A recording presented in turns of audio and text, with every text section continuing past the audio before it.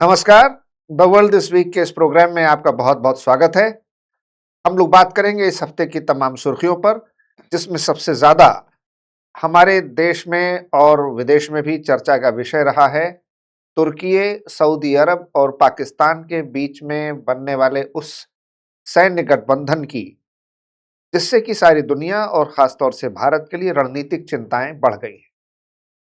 एक तरीके से ये इस्लामिक नाटो का एक छोटा सा रूप है, जो शायद आगे एक नया बड़ा विशालकाय और महत्वपूर्ण भूमिका निभा सकता है, जो भारत के लिए सुरक्षा की चिंताएं पैदा कर सकता है। दूसरा, संसद में हमारे जो हंगामा है, जो विरोधाभास चल रहा है, पक्ष विपक्ष के बीच लड़ाई है, वो एफसीआरए के कानून को लेकर है। क्या है एफसीआरए का कानून? और तीसरी बड़ी महत्वपूर्ण बात, जो हमारे विदेश मंत्रालय के प्रवक्ता ने भी एक सार्वजनिक वक्तव्य में कही थी, कि भारत और म्यांमार के बीच कुछ आपसी जमीन का जो विवाद है, उसको दूर करने के लिए लैंड स्वैप या लैंड एक्सचेंज यानी आपसी जमीन की अदला बदली करने का एक प्रस्ताव तैयार किया गया है। क्या है इसके बारे में सारी विस्तार से जानकारी लेंगे अपने एक्सपर्ट अभिषेक सर के साथ। अभिषेक, बहुत बहुत स्वागत आपका। धन्यवाद सर। ये तीनों जो मुद्दे हैं उसमें एक एक करके बात करें तो सबसे पहले ये जो सऊदी अरब, जी, तुर्की और पाकिस्तान के बीच एक तरीके का डिफेंस पैक्ट साइन जी। हुआ है, इसका क्या मतलब है और इसको हमें किस रूप में देखना चाहिए? विश्व के लिए और भारत के लिए इसका क्या रणनीतिक महत्व है, या कितना ये चिंता और खतरे की बात है? सर 2025 में पाकिस्तान और सऊदी के बीच में डिफेंस पैक्ट हुआ हाँ, था। वो भी बहुत चर्चा में रहा था। बस वहीं से फिर उसके बाद से टर्की, तमाम और मुस्लिम देश, स्पेशली टर्की, तुर्की है जिसको कहते हैं, उसने अपने आप का अपना इंटरेस्ट इस ग्रुप में दिखाया हम्म, कि वो भी इस ग्रुप में आना चाहता है। एक नाटो जैसा एक ग्रुप बनाना चाहते हैं कि एक पे हमला, सब पे हमला। हम्म, और वहाँ से फिर ये बात निकल के आई कि ये इस्लामिक नाटो है, मुस्लिम नाटो है। हम्म, बट अगर इसको इस्लामिक नाटो, मुस्लिम नाटो ना कहें, हम तो इसको सुन्नी नाटो कहते हैं। सही कह रहे हैं। क्योंकि ये जो ग्रुप्स बने हैं सर, ये ग्रुप्स दरअसल ऐसा बिल्कुल भी नहीं है कि एक पे हमला तो सब पे हमला होने लग जाएगा। हम लगातार देख रहे हैं ईरान ने सऊदी को मारा, हम्म, पाकिस्तान कहाँ गया हम्म, मदद करने के लिए। हम्म, तो ये खाली बस एक दिखावा है। दरअसल इसके पीछे कहानी ये है कि कैसे ईरान को काउंटर किया जाए। हम्म, क्योंकि ये सबको पता है कि अमेरिका ईरान का वॉर आज नहीं तो कल खत्म होगा। हम्म, और जो अमेरिका चाहता था, जो मिडिल ईस्ट के देश खुद चाहते थे कि ईरान में रिजीम चेंज हो, वो हुआ नहीं। हुआ नहीं। बल्कि ईरान जो है और घायल शेर की तरह हो गया है। भाई आप देखिए, जब अभी युद्ध नहीं हुआ था तो सीनियर खामेनेई के जी। खिलाफ रोज 30-40 हजार 50 हजार ईरानी हाँ, खुद अपने हाँ, रेजिम चेंज के लिए हाँ, सड़कों पर उतर रहे थे। हाँ। लेकिन युद्ध के हालात बने तो अपने झंडे के परचम तले सब इकट्ठा हो तो गए। वही वही जब जब ईरान ने इज़राइल पर अटैक किया, मतलब ईरान और इज़राइल का हमला हुआ, तो शिया सुन्नी वाला जो डिफरेंस है वो खत्म हो गया। सारे मुस्लिम कंट्रीज़ ने खूब तालियां बजाई, कहा बहुत बढ़िया, तुम यहूदियों को मार रहे हो, तुम इज़राइल को मार रहे हो, बहुत अच्छा कर रहे हो। लेकिन सबको इस बात का भी डर है कि ये ईरान आगे चल के इतना ताकतवर हो जाएगा कि ये सऊदी से लेके, यूएई से लेके, पाकिस्तान से लेके टर्की तक सबको परेशान करेगा। तो इस एंगल से ये ग्रुप आपको बनता हुआ नजर आ रहा है। तो क्या ऐसा भी हो सकता है, चूंकि तुर्की तो नाटो का भी मेंबर हाँ, है, बिल्कुल है। तो अगर तुर्की पर हमला हुआ हाँ। या सऊदी अरब पर हुआ या पाकिस्तान पर हुआ तो तीनों मिलकर के उससे जवाब हमला करेंगे, जवाबी कोई हमला। हमला नहीं करेगा सर। तो क्या नाटो भी इसमें शामिल हो जाएगा अगर तुर्की पर हमला होता है तो? अब यही यही बात है कि तुर्की तो नाटो का भी मेंबर है, हाँ। और वहां का जो नाटो है उसका प्रिंसिपल भी यही है। ये जो तीन बने हैं, ये आपस में और अपना। ये नाटो ने जेलेंस्की यूक्रेन में जो हमला हुआ क्या हाँ, कर लिया क्या कर आखिरकार? लिया? हाँ।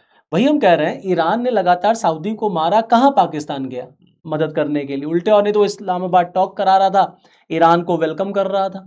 ये सबके अपने अपने पर्सनल इंटरेस्ट है सर, और सबको ये पता है कि इस पूरे मुस्लिम जगत में हर मुस्लिम देश चाहता है हम बॉस बन जाए। सऊदी का भैया रिलीजियस इंपॉर्टेंस है, वो चाहता है, वो ये जानता भी है सऊदी कि अगर ये कॉन्फ्लिक्ट मान लीजिए सऊदी और ईरान के बीच में होती, ईरान और इसराइल में ना होता, तो सऊदी की खिलाफत कोई नहीं करेगा। क्योंकि सऊदी का कहीं ना कहीं रिलीजियस इंपॉर्टेंस है, मक्का मदीना है भाई। तो सऊदी का ये भाई हम लीड करें, उधर टर्की वो अपना जो है खलीफा का शासन, ऑटोमन एम्पायर, ठीक कह रहे और हैं। पाकिस्तान के पास न्यूक्लियर वेपन है, तो उसका एम्बिशन है कि हमें बॉस होना चाहिए। ये वो चीज है जो इन तीनों को लेके आई। यहाँ कोई वो नहीं है कि एक पे हमला होगा सब पे हमला होगा। पाकिस्तान के ऊपर भारत हमला कर देगा तो क्या सऊदी आएगा भारत पे हमला करने? टर्की मदद कर सकता है पाकिस्तान की, किया ही उसने ऑपरेशन सिंदूर में। नहीं, वो तो पहले भी करता रहा है हाँ, और वो ओवर्ट कोवर्ट हेल्प करता ही है, करेगा, कश्मीर के मुद्दे पर करता लेकिन है। सऊदी अरब के पास तो ऐसी अपनी कोई डिफेंस कुछ फोर्स है नहीं है, नहीं, एयर फोर्स ऐसी कुछ है नहीं। नहीं कि भारत पर आप अटैक कर पाए, काउंटर अटैक कर पाए, बल्कि उनके डिफेंस को ट्रेन करने के लिए हमारे हाँ, सोल्जर्स और हमारे लोग वही जाते हैं, वही मेरा कहना है सर कि ये जो और बना, हमारे जो बिजनेस हाँ, इंटरेस्ट उनके साथ जुड़े हैं, हाँ, उसको सऊदी अरब क्यों क्यों खतरे में डालना खतरे चाहेगा? डालेगा? वही मैं कह रहा हूँ कि ये जो बना है जिसको मीडिया और चोरी छिपे चीन और तुर्की तो हमेशा पाकिस्तान की मदद हाँ, वैसे बिना पैक्ट के ही करते पैक्ट रहे। ही करते हैं। सऊदी का सर इसमें इंटरेस्ट ये है, दरअसल बीच में अमेरिका ने सऊदी पर प्रेशर बनाया कि तुम्हें अगर न्यूक्लियर डील को कंटिन्यू करना है तो ट्रंप ने कहा कि आप अब्राहम अकॉर्ड को साइन करिए, इसराइल को आप रिकॉग्नाइज करिए। सऊदी को ये है कि यार अगर अमेरिका के साथ न्यूक्लियर डील खत्म होती है तो हमें न्यूक्लियर कौन देगा? तो चीन है उसका ऑप्शन, रशिया है उसका ऑप्शन, पाकिस्तान है उसका ऑप्शन। पाकिस्तान मुस्लिम भाई के नाम पे दे देगा, मतलब हेल्प कर देगा। पाकिस्तान को भैया अपनी गरीबी मिटानी है, अपनी इकोनॉमिक क्राइसिस खत्म करनी है, उसके लिए सऊदी का पैसा उसको काम आएगा। तो इस एंगल से ये ग्रुप बना है, इसमें कोई, और मुझे लगता है ये अपने डोमेस्टिक कॉन्स्टिट्यूएंसी को भी एड्रेस करने के लिए पाकिस्तान ने ये सारी कोशिशें की हैं, हाँ, क्योंकि जो पाकिस्तान के अंदरूनी जी हालात हैं, जी जी सिंध जी से लेकर बलूचिस्तान जी से जी, लेकर हाँ गिलगिट हाँ बाल्टिस्तान से लेकर हम्म, केपीके खैबर हाँ, पख्तूनवा खान से लेकर के, और जो आर्मी और सिविल एडमिनिस्ट्रेशन के बीच में सतही तौर जी पर जी, दिखता तो बहुत कुछ हाँ, है, लेकिन एक तरीके से आर्मी ही चला रही है आर्मी ही सरकार, चला रही है। तो और मुझे तो लगता है बहुत जल्दी coup भी हो सकता हाँ, है। ये भी न्यूज़ है। और हाँ, जो फील्ड मार्शल हाँ, असीम मुनीर हैं, हम्म, वो कहेंगे पर्दे के पीछे से क्या हाँ, पूरे सरकार ही हम ही चलाएं सरकार खुलकर। चलाते हैं। हाँ, ये भी न्यूज़ में तख्ता था पलट हो कि, सकता है, हाँ, ये भी न्यूज़ में था मार्शल लॉ लागू हो सकता है। कि पाकिस्तान में मुनीर को राष्ट्रपति बनाने की तैयारी चल रही है, जरदारी को हटाओ और इनको बनाओ, ये भी सब चल रहा है पाकिस्तान में। तो यही सब है, इसमें कोई, अच्छा आप देखिए तालिबान ने पाकिस्तान पे हमला किया, तब तो सऊदी के साथ पैक्ट था ना, हाँ, तो कहाँ सऊदी आया? आया। कुछ नहीं।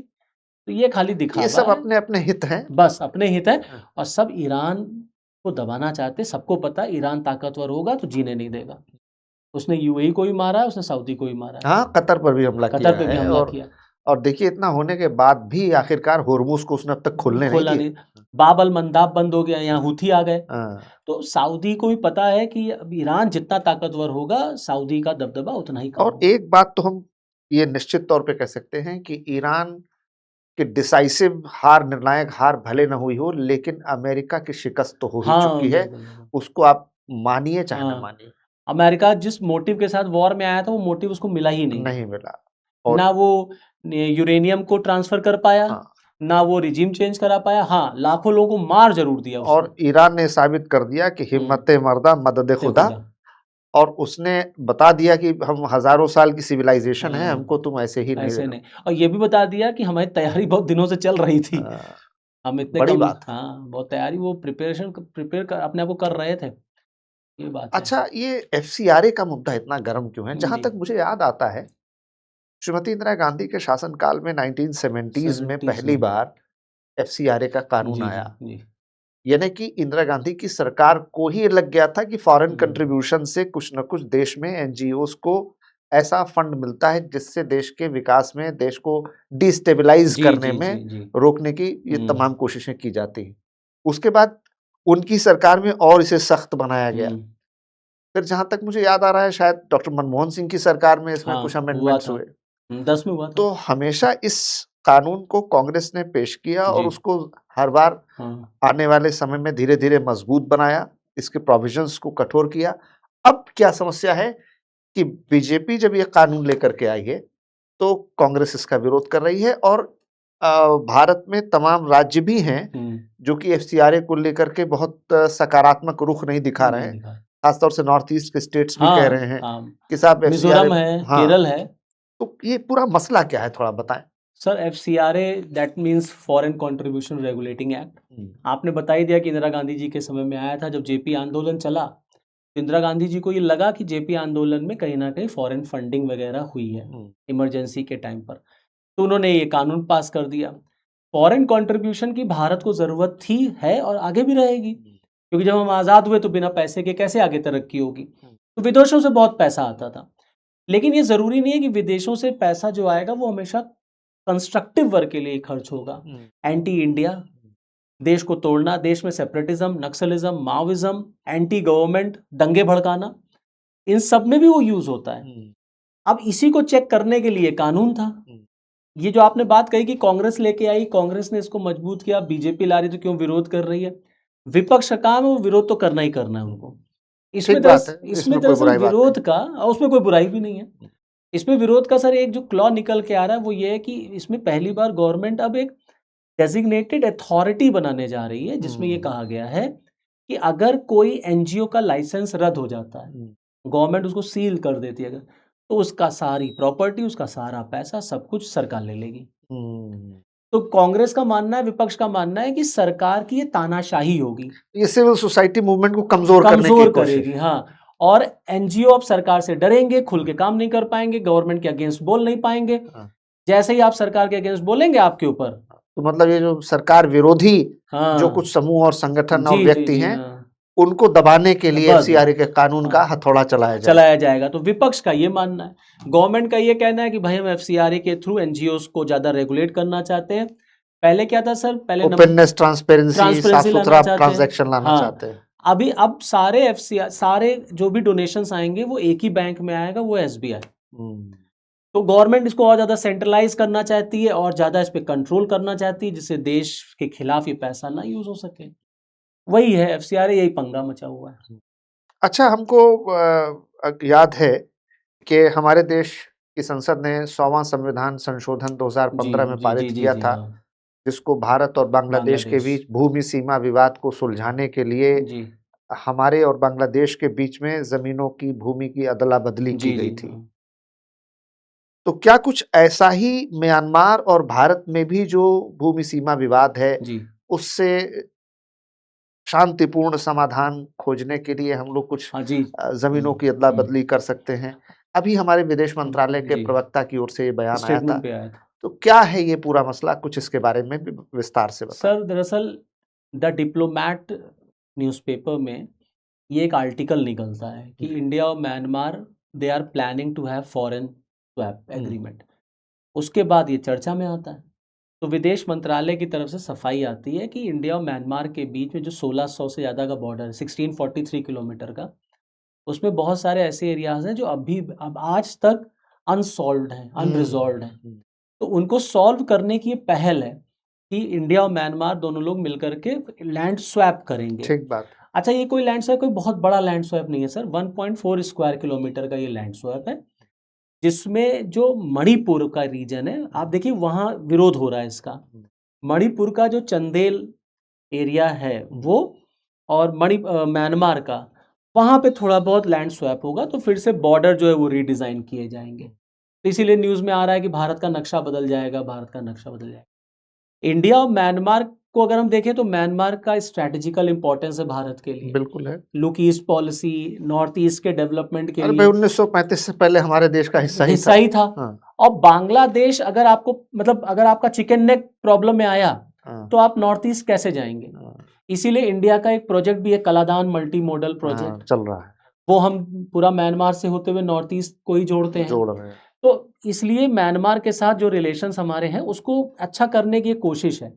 इससे पहले आपने अभी बताया इंडिया और बांग्लादेश के साथ हो चुका है, इनक्लेव्स की अदला बदली हुई थी। बिल्कुल, 111 शायद हमने दिए थे, 51 उन्होंने दिए थे।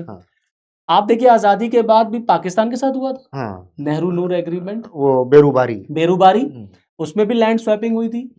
इंटरनेशनल लेवल पर भी आप जाएंगे सर तो जॉर्डन और सऊदी में भी हुआ है 1985 में, वहां पर भी लैंड स्वैपिंग ऐसे हुई थी, ताकि लैंड के जो डिस्प्यूट्स हैं उसको पीसफुली मैटर को मतलब सॉल्व किया जा सके। ठीक बात है। तो आने वाले दिनों में ये है, ये बिल्कुल है, और ये दिखेगा कि भारत और म्यांमार के बीच में लैंड स्वैप हो रहा है। और आप देखिए म्यांमार हमारे नॉर्थ ईस्ट के 4 राज्यों से बॉर्डर बनाता है। वहां से illegal trafficking, drugs, narcotics, terrorism, anti social elements, criminal सभी आते हैं। तो इसलिए भारत सरकार, अमित शाह साहब ने लोकसभा में कहा था कि वो 1600 पूरे इंडिया म्यांमार बॉर्डर को फेंसिंग करना चाहते हैं। तो जब तक मैटर सॉल्व नहीं होगा फेंस कैसे कर पाएंगे?